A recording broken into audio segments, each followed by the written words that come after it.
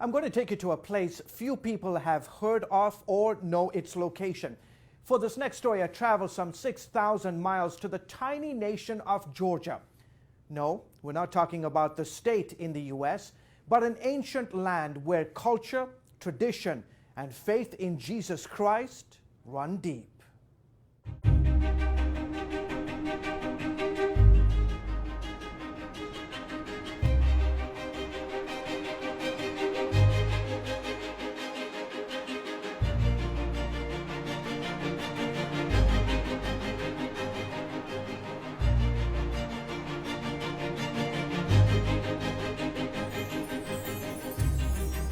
It was famed novelist John Steinbeck who, while traveling through the Soviet Union in 1947, referred to this land as a kind of second heaven. And it's easy to see why. Once part of the Communist Empire and often called the Riviera of the Soviet Union, the Republic of Georgia nestles between the Caucasus Mountains and the Black Sea. Turkey and Armenia flank its southern border. Azerbaijan is to the east, Russia to the north.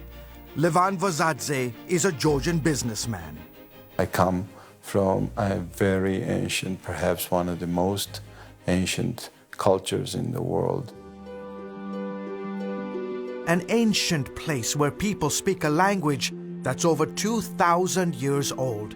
Ethnographer Luasab Togonitse says his is a country that has also witnessed its fair share of turmoil. Georgians go through a lot. Because of the geographical location, many armies, invaders would pass this way.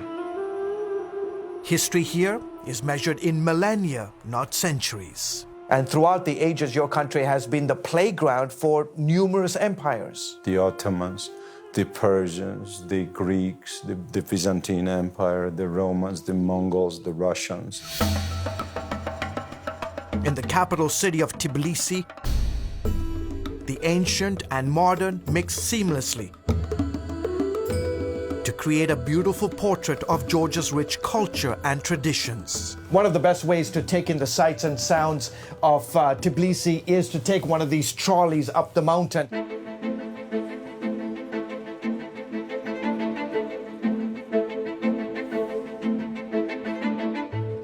In filming these scenes of Tbilisi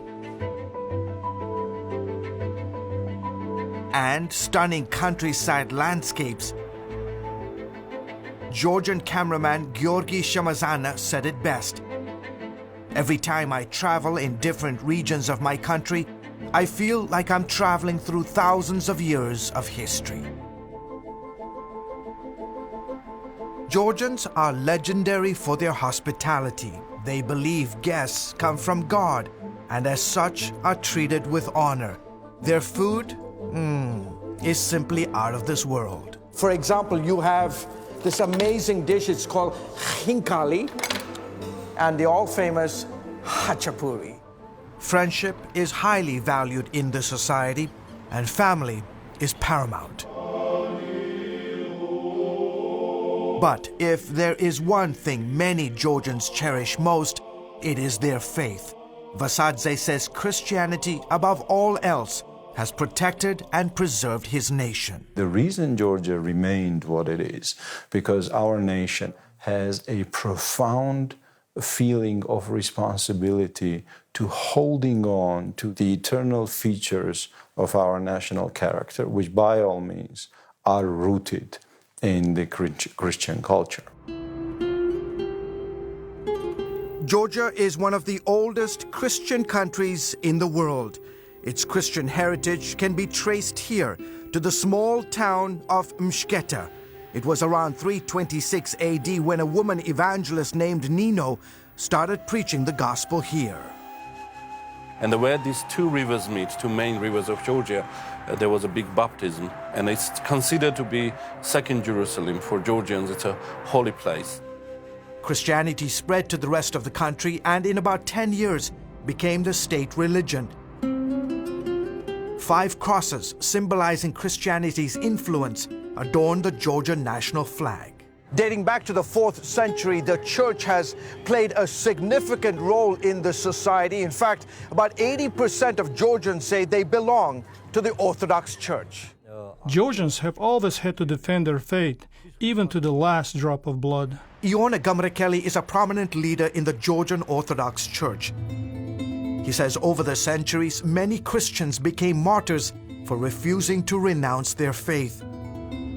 In 1226 alone, Muslim invaders beheaded more than 100,000 Georgian Christians.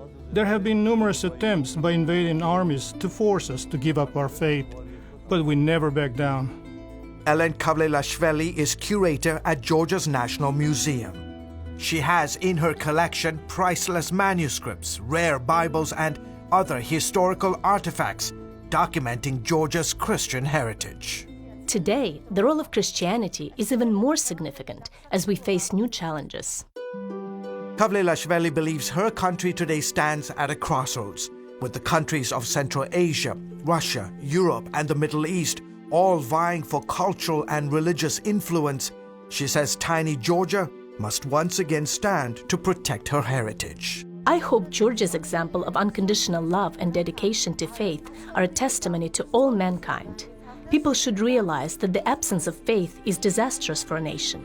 Christianity is how we survived in the past, and it's how we will survive in the future. George Thomas, CBN News in Tbilisi, the Republic of Georgia.